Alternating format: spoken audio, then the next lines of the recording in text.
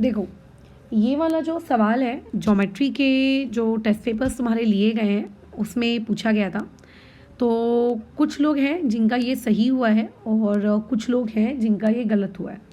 तो जिन लोगों का गलत हुआ है, जिनको नहीं बना है, उन लोगों के लिए अपन इस पर्टिकुलर सवाल को अभी यहाँ पे डिस्कस करने जा रहे हैं, जो कि काफ़ी ज़्यादा इम्पॉर्टेंट और काफ़ी ज़्यादा ज़रूरी है। ठीक है, गलत नहीं होना चाहिए था, ये एक फैक्ट है क्योंकि काफ़ी ईजी है। बट अब गलत हो गया है तो देखो कि कहाँ क्या गलती की थी जिसकी वजह से ये गलत हुआ है। तो आपको देखो 2 सर्कल्स दिए हैं जिनके सेंटर P है और एक का सेंटर Q है। एक दूसरे को एक्सटर्नली पॉइंट R पे ये लोग टच कर रहे हैं। फिर उन्होंने कुछ लाइंस वगैरह बनाई, फलाना फलाना, खैर छोड़ो उस बात को। और यहाँ पे टोटल तुम्हें 3 चीज़ों को प्रूव करना है। पहला तुम्हें ये प्रूव करना है कि AP जो होगा वो BQ के पैरेलल होगा। ये वाला AP है ना, ये वाला AP ये वाले BQ के पैरेलल होगा। एक ये आपको प्रूव करना है। दूसरा आपको ये प्रूव करना है कि ये जो आपका ऊपर वाला ट्रायंगल है, ये ट्रायंगल APR, ये ब्लू वाला ट्रायंगल, और जो आपका नीचे का ये गुलाबी वाला ट्रायंगल है RQB, ये दोनों के दोनों ट्रायंगल्स आपके कैसे होंगे, सिमिलर होंगे। आपको ये प्रूव करना है। और फिर आपको एंगल RQB ढूंढना है, जिसके लिए आपको एंगल PAR इसकी वैल्यू 35 डिग्री दी है। कैसे करेंगे? सवाल काफ़ी इजी है, कठिन इसमें कुछ भी नहीं है। चलो दिमाग लगाना शुरू करते हैं। तो इस सवाल को मैं सिस्टमैटिकली नहीं लिखवा रही हूँ कि पहले गिवन लिखो मैडम फिर आप टू प्रूव लिखो। मैं यहाँ पे डिस्कशन कर रही हूँ कि ये सवाल ऐसे किया जा सकता है, सिस्टमैटिकली इसे आप लिख कर चेक कराएंगे। ठीक है, जैसे कि इस पहले वाले ट्रायंगल को अगर हम ऑब्जर्व करें तो इसमें ये पता है कि P सेंटर है। अगर P सेंटर है तो P से लेकर R ये डिस्टेंस क्या होगा, रेडियस। P से लेकर A ये डिस्टेंस भी क्या होगा, रेडियस। इसका मतलब मैं ये लिख सकती हूँ कि PA is equal to PR, बिल्कुल लिख सकते हो। अगर ये दोनों के दोनों इक्वल हैं तो आप ये कह सकते हो कि आपके पास जो ट्रायंगल APR है यह आप लोगों का एक आइसोसेलेस ट्रायंगल है। बराबर, बिल्कुल कह सकते हैं कि एक आइसोसेलेस ट्रायंगल है। अगर ये एक आइसोसेलेस ट्रायंगल है तो इसके अपोजिट एंगल्स क्या होंगे, इक्वल होंगे। ठीक है, जैसे कि AP के अपोजिट एंगल कौन है, ये वाला है अपोजिट एंगल, इसे मैंने मान लो नंबर दे दिया 1। वैसे ही PR के अपोजिट कौन है, PR के अपोजिट है ये एंगल नंबर 2। तो मैं कह सकती हूँ कि therefore angle number 1 equal to angle number 2। अगर दो साइड्स किसी भी ट्रायंगल की इक्वल होती हैं तो उनके करस्पॉन्डिंग अपोजिट एंगल्स भी क्या होते हैं, इक्वल होते हैं। ठीक है, याद आया आइसोसेलेस ट्रायंगल थ्योरम।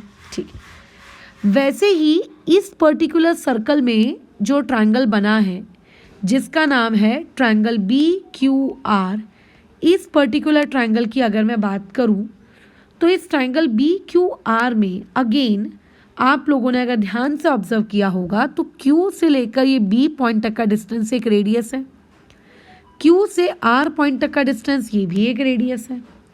तो इतना तो हमें अक्ल है कि अच्छा ये वाला आपका BQ और ये वाला आपका QR ये आपस में क्या होंगे, इक्वल हो जाएंगे। इसका मतलब जो आपका ट्रायंगल BQR है ये आप लोगों का एक आइसोसेलेस ट्रायंगल होगा। ठीक है, डेफिनेटली एक आइसोसेलेस ट्रायंगल होगा। तो इसके अपोजिट वाला एंगल, ठीक है, देखो BQ के अपोजिट कौन है, ये वाला एंगल, इसको मैंने नाम दे दिया 3। RQ के अपोजिट कौन है, ये वाला एंगल, इसको मैंने नाम दे दिया 4। यानी कि मैं ये लिख सकती हूँ कि angle 3 is equal to angle number 4। ठीक है, so angle 1 equal to angle number 2, angle 3 equal to angle number 4। ये इंफॉर्मेशन मुझे पता चल गई। ठीक है, पता चल गई। अब आगे की कहानी कैसे और क्या, तो अगर तुम डायग्राम को ऑब्जर्व करो तो तुम्हारा डायग्राम कुछ लगभग इस प्रकार का दिखता है। देखो तुम्हारा डायग्राम ना कुछ इस प्रकार का है, समथिंग लाइक दैट, ऐसा कुछ है। और अगर मैं देखूँ तो इसको हमने एंगल नंबर 2 कहा है, इसे हमने एंगल नंबर 1 कहा है, इसे हमने एंगल नंबर 3 कहा है, इसे हमने एंगल नंबर 4 कहा है। डोंट यू थिंक कि angle number 1 and angle number 3 ये देखने से वर्टिकली अपोजिट एंगल्स हैं। अरे हाँ यार, ये तो वर्टिकली अपोजिट एंगल्स हैं।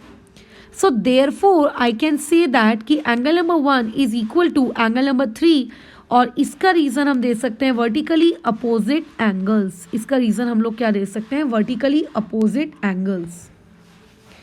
ठीक है, अब अगर मैं तुमसे कहूँ कि equation number 1, equation number 2 and equation number 3, इन तीनों को देखकर ऑब्जर्व करके तुम्हें क्या शिक्षा प्राप्त हुई, तो तुम ये कह सकते हो कि इन तीनों इक्वेशंस को देखकर मुझे ये शिक्षा प्राप्त हुई कि एंगल 1 एंगल 2 के इक्वल है, वही एंगल 3 के भी इक्वल है, और वही एंगल नंबर 4 के भी इक्वल है।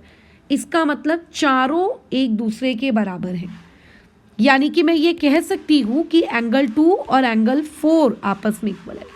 क्यों मैम, एंगल 2 और एंगल 4 ही क्यों? भाई ऐसे ही मेरा मन किया एंगल नंबर 2 और एंगल नंबर 4 लेने का, मैंने ले लिया।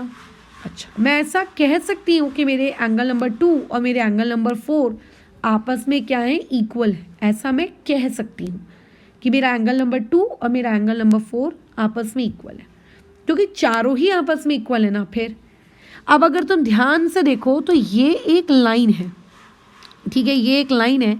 एंगल नंबर 2 यहाँ पर है और एंगल नंबर 4 यहाँ पर है। डोंट यू थिंक कि angle number 2 and angle number 4 आपको देखने से क्या दिखते हैं? अल्टरनेट एंगल्स के जैसे दिख रहे हैं।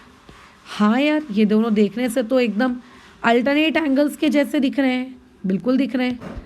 सो देयरफॉर अगर मैं यहाँ पे अल्टरनेट एंगल टेस्ट को अप्लाई करूँ, सो क्या मैं ये नहीं कह सकती कि अगर कोई दो एंगल्स देखने से अल्टरनेट एंगल के जैसे दिख रहे हैं और वो इक्वल भी हैं, सो आई कैन से दैट कि बाय अल्टरनेट एंगल टेस्ट ज़रूर वो लाइंस क्या रही होंगी? Parallel. So therefore AP parallel है आप लोगों के किसके? BQ के। और यही हम लोगों को उसके पार्ट नंबर 1 में प्रूफ भी करना था, जो कि हम लोगों ने प्रूफ कर लिया। ठीक है, इट वॉज वेरी इजी, काफ़ी आसान कार्य था ये। अच्छा, डन, ठीक है, कोई दिक्कत नहीं है। आगे बढ़े, बिल्कुल आगे बढ़ते हैं। अब आगे इस पर्टिकुलर सवाल में ये कह रहा है कि आपके वो जो दो पिद्दी पिद्दी से ट्रायंगल्स हैं, आप उन दो पिद्दी पिद्दी से ट्रायंगल्स को क्या करिए? आप उन दो पिद्दी पिद्दी से ट्रायंगल्स को सिमिलर प्रूफ करिए। अब देखो, सिमिलर प्रूफ करने के विभिन्न तरीके हैं। हम इनमें से कौन सा तरीका यूज़ करने वाले हैं वो देखते हैं। ठीक है, हमको कौन सा तरीका यूज़ करना है, किस तरीके से हम इनको सिमिलर प्रूफ करेंगे, उस पर बातचीत करते हैं। ठीक है, देखो, तो अभी मुझे प्रूफ करना है कि मेरे पास जो ट्रायंगल APR है और जो मेरे पास मेरा दूसरा ट्रायंगल है RQB, इन दोनों को मुझको सिमिलर प्रूफ करना है। कैसे सिमिलर प्रूफ करोगे आप इन्हें, बताओ? क्या कुछ लॉजिक, क्या कोई रीज़न? बिल्कुल। अब भी आपने कहा कि एंगल 1 इक्वल टू एंगल 3 होगा, और इसका रीज़न होगा वर्टिकली अपोजिट एंगल्स, है ना। आपने अभी कहा कि एंगल 2 और एंगल 4 आपस में इक्वल होंगे। क्यों? क्योंकि ये दोनों अल्टरनेट एंगल्स हैं। सो हो गया आपका ट्रायंगल APR सिमिलर हो गया ट्रायंगल RQB के, और इसका रीज़न हमने दे दिया कौन सा टेस्ट? AA test. तो जो सेकेंड पार्ट में बोला गया था, ये सेकेंड पार्ट वाली चीज़ भी हम लोगों की प्रूफ हो गई। क्या बोला था हमको सेकेंड पार्ट में? कि प्रूव करो कि फलाना चीज़ के क्या है? सिमिलर है। वो हमने कर डाला। ठीक है, डन, बिल्कुल डन। अब आगे बढ़े। ठीक है, इसके थर्ड पार्ट में आए। बिल्कुल, थर्ड पार्ट में बोल रहा है कि आपको एंगल RQB की वैल्यू निकालनी। देखो, RQB का मतलब ये वाला एंगल। ठीक है, ये वाला एंगल आपको ढूंढना है।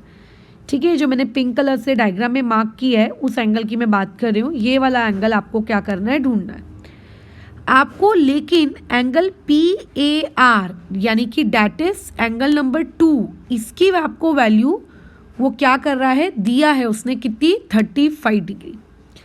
ठीक है, उसने आपको एंगल नंबर 2 की वैल्यू यानी कि PAR इसकी वैल्यू कितनी दी है? 35 डिग्री। और उसकी मदद से वो आपको क्या पूछ रहा है? उसकी मदद से वो आपको पूछ रहा है कितना? Angle number 2, angle number RQB। कैसे कैलकुलेट करें? देखो, इतना तो हम लोग इक्वेशन नंबर 1 के अकॉर्डिंग जानते हैं कि जितनी इस एंगल नंबर 1 की वैल्यू होगी उतनी ही वैल्यू एंगल नंबर 2 की होगी। और हमने अभी अभी डिराइव किया है ये, इसको अगर मैं कोई इक्वेशन नंबर दे दूँ और इस डेरिवेशन से हमें ये पता चला है कि चारों ही एंगल आपस में इक्वल है। यानी कि मैं ये लिख सकती हूँ कि एंगल 1, एंगल 2, एंगल 3, एंगल 4, ये सारे के सारे एंगल्स आपके कितने डिग्री के होंगे? 35 डिग्री के होंगे। क्यों? क्योंकि चारों के चारों इक्वल हैं। ये अभी अभी हम लोगों ने इस बात को प्रूफ किया है ना, अभी अभी हमने इस चीज़ को यहाँ पर क्या किया है? प्रूफ किया है। चारों के चारों हमारे 35 डिग्री के होंगे। अब देखो, ये रहा आप लोगों का ट्रायंगल, ये आरक्यूबी ट्रायंगल। आरक्यूबी ट्रायंगल के पास 3 एंगल्स हैं, एंगल नंबर 3, एंगल नंबर 4 और एक है आपका आरक्यूबी।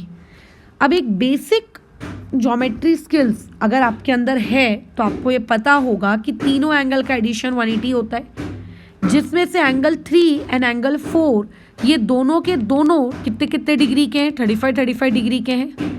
अगर आप इसको प्रॉपर तरीके से सॉल्व करोगे सो देयरफॉर यहाँ से आपके पास एंगल आर क्यू बी कितना निकल कर आ जाएगा?